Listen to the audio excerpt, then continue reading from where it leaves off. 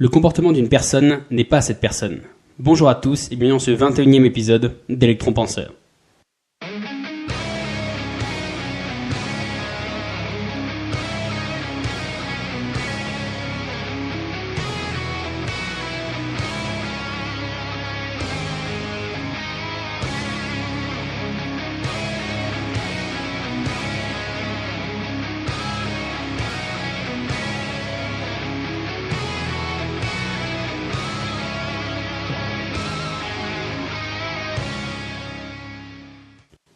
Donc bonjour à tous, donc si vous nous rejoignez, si votre premier épisode parmi nous, sachez qu'en fait l'épisode d'aujourd'hui il fait partie d'une mini-série où en fait on se penche sur l'analyse des différents principes en fait qui composent la PNL. Et donc du coup en fait chaque petit article on aborde en fait un concept différent qui la compose. Donc aujourd'hui en fait pour ce 7e petit concept, donc on va parler de comportement. Donc à savoir le sujet du jour c'est le comportement d'une personne n'est pas cette personne. En clair, on pourrait vraiment traduire ça par on n'évalue pas un moteur juste à sa carrosserie. Voilà, pour vous donner un peu une image. Donc ici, par contre, on est uniquement genre dans le jugement de valeur, juste sur l'apparence, juste sur l'image qu'on renvoie. Donc comme on l'a vu, genre avec le style vestimentaire et avec le langage, finalement notre comportement, c'est le seul moyen d'action sur l'environnement. C'est notre seule façon de faire passer nos idées ou notre personnalité, parce qu'on n'a pas d'autre moyen vraiment d'agir sur notre environnement. Donc finalement, c'est comme les autres, en fait, c'est un élément sur lequel on peut mentir. Par exemple, on peut mentir oralement, on peut mentir, par exemple, en s'habillant bien, alors que finalement, c'est pas du tout notre style. Ou du coup, voilà, là, on peut mentir juste par son comportement, en adoptant des comportements qu'on fait pas d'habitude, qui sont pas dans notre nature. Donc c'est comme sur les autres, on peut mentir dessus pour essayer de paraître mieux, surtout. Mais en fait, c'est surtout un élément sur lequel les autres ils fondent leur jugement. Du moins, quand vous croisez quelqu'un. La personne, voilà, elle vous juge sur ce que vous dites, comment vous êtes habillé ou autre, et ce que vous faites. Voilà, c'est un peu les faits. Surtout les faits, on juge pas mal sur les faits. Or, en fait, comme on l'a dit, c'est uniquement un jugement de valeur. Finalement, on peut pas définir, genre, si une personne, elle est gentille ou elle est méchante, si elle est douce et attentionnée ou si elle est perfide et sournoise, juste à son style vestimentaire. On peut avoir une personne qui s'habille très mal et qui n'a pas forcément souvent un mauvais fond, et c'est même souvent le contraire. On connaît tous des gens qui sont adorables, mais qui ont aucun style vestimentaire. Et donc du coup voilà, c'est pour vous dire que finalement c'est pas le style vestimentaire, pardon, il n'est pas représentatif de la personnalité de la personne. Et voilà, c'est exactement la même chose, c'est qu'en fait finalement votre comportement il n'est pas représentatif de la personne. C'est-à-dire qu'il faut savoir détacher la personne de ce que le comportement de cette personne renvoie. De plus, en fait, au-delà même d'une simple interaction avec le monde, le comportement, en fait, c'est un reflet direct de nos émotions, de notre état d'esprit du moment. Par exemple, vous pouvez rencontrer quelqu'un pour la première fois et qui vous paraisse triste ou en colère, mais ça ne veut pas forcément dire qu'il a un tempérament de forcément triste ou en colère, qu'il est comme ça H24. Vous l'avez peut-être juste croisé au mauvais moment ou quand il est dans une passe difficile. Donc voilà, c'est peut-être juste qu'un état temporaire, mais ça faut souvent les états temporaires, on va dire que ça se retraduit un peu voilà exactement sur les 3 types de communication, à savoir voilà souvent vous avez tendance à utiliser des mots qui sont pas très joyeux quand vous ne savez pas trop la forme, et puis vous n'allez pas vous habiller en orange ou en fluo le jour où là ça va pas trop. Donc là c'est exactement la même chose, vous allez plutôt avoir genre un comportement avec genre les épaules un peu tombantes, voilà, les sourcils un peu tristes. Donc voilà, donc c'est pour vous dire que finalement votre corps il va en fait c'est un moyen comme les 2 autres moyens de communication, en fait finalement ça va juste, on va dire, transcrire votre émotion, votre état d'esprit du moment, ou du moins on va dire, celui que vous voudriez vous donner, on va dire. Donc finalement, si le comportement c'est un moyen de communication, et ben en fait, il doit être pris comme une démonstration du ressenti personnel de la personne à l'instant T, là maintenant tout de suite, et non pas dans ce que la personne elle est elle-même ou ce qu'elle ressent en général, quoi. Donc c'est pour reprendre exactement l'exemple, si votre personne elle est en colère, ça ne veut pas forcément dire que c'est quelqu'un qui est violent, qui est agressif, et ça peut non plus dire qu'il est tout le temps comme ça en colère. C'est sûrement voilà peut-être quelqu'un qui est peut-être même d'un tempérament calme. Peut-être que cette personne-là, elle s'est jamais énervée de sa vie, elle s'est jamais battue, et là vous la croisez juste le seul jour où bah voilà, je sais pas, il y a un gars qui lui a piqué sa copine et voilà, il a bu des shots jusqu'à plus savoir qu'en faire. Et il finit en garde à vue, et voilà, vous pouvez dire ah, donc là vous avez 2 trucs, soit vous dites ah bah dis donc, genre s'il est en prison, bah c'est que genre voilà vraiment c'est un bandit, c'est vraiment le mec, voilà, c'est la raclure de la société ou autre. Mais en contrepartie, voilà, alors que finalement, fondamentalement, c'est un mec bien, et puis c'est juste, genre là, il a craqué parce que les situations ont fait que, ça lui est peut-être arrivé qu'une fois, Mais sauf que si vous le jugez uniquement sur le comportement, bah, c'est exactement que le juger une personne uniquement pour le t-shirt qu'elle a mis une journée, quoi. C'est exactement la même chose.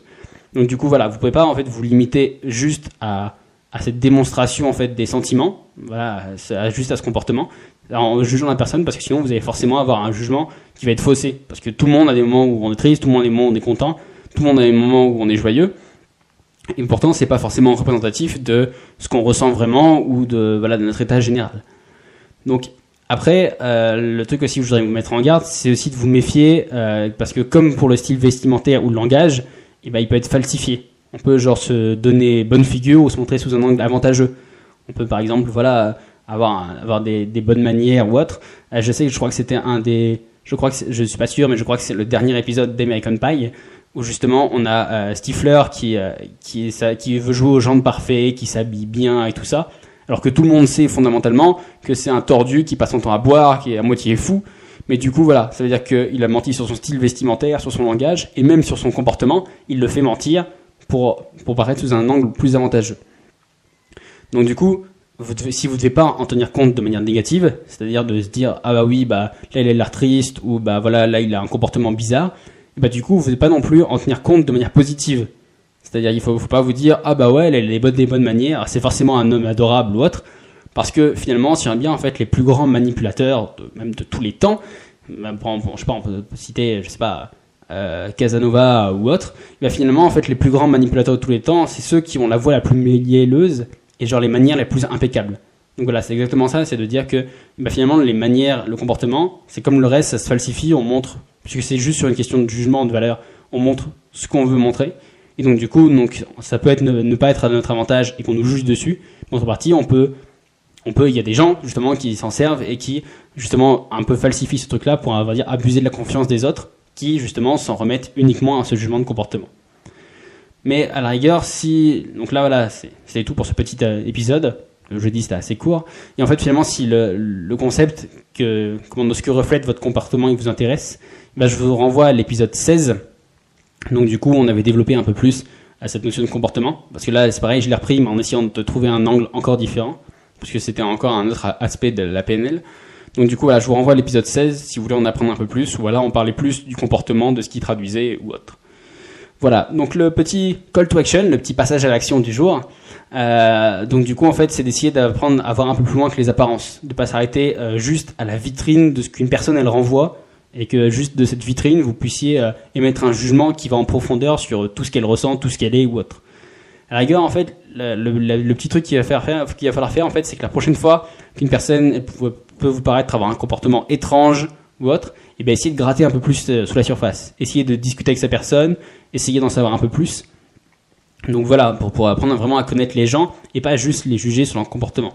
Pour vous illustrer ça, par exemple, moi j'ai une amie, lorsqu'elle est en boîte de nuit, en fait, elle danse mais d'une manière presque psychédélique. Les bras qui partent n'importe où, elle manque de s'écrouler, voilà. Donc, on pourrait se dire qu'elle passe son temps à consommer une quantité astronomique de drogue. Or, en fait, non, pas du tout. En fait, la seule chose, c'est qu'elle n'a pas non plus passé 6 ans dans un temple en Inde, avec des chakras ou autre. En fait, la seule chose, c'est que c'est juste une danseuse professionnelle de danse contemporaine. Et que là, ce que vous voyez, c'est juste sa manière de danser. Parce que depuis qu'elle est toute petite, et c'est sa manière de danser où elle se sent bien.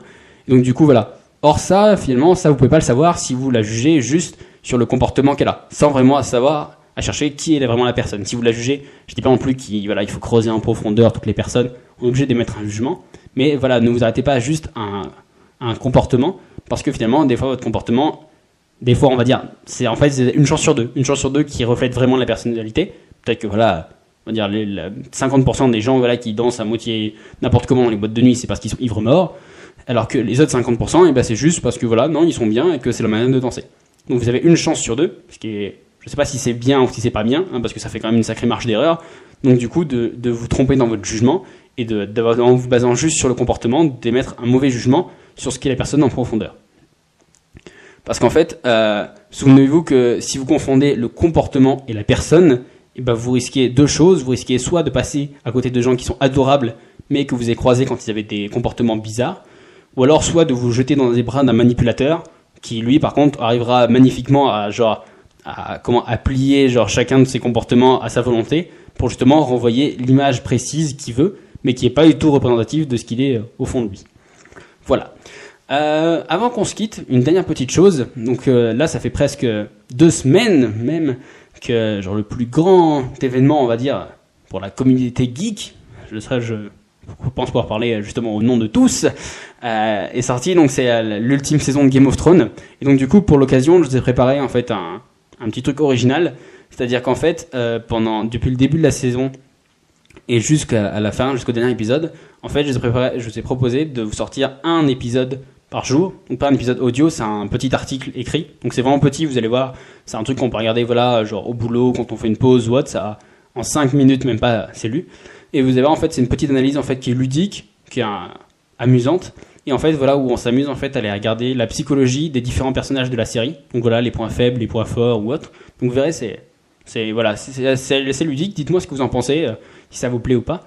Et donc du coup, donc là, ça fait déjà 2 semaines, donc là déjà il y a déjà les 13 premiers articles qui sont sortis, donc parmi lesquels on a par exemple Lord Baelish, Robb Stark ou encore Ramsay Bolton, et donc du coup qui sont déjà disponibles soit sur la page web, ou soit l'endroit le plus simple pour vous trouver c'est sur la page Facebook.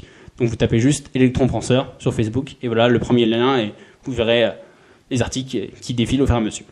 Voilà, voilà, moi je vous dis, c'est tout pour moi, et moi je vous dis du coup à mercredi pour un prochain épisode. Et puis voilà, bon week-end. Ciao!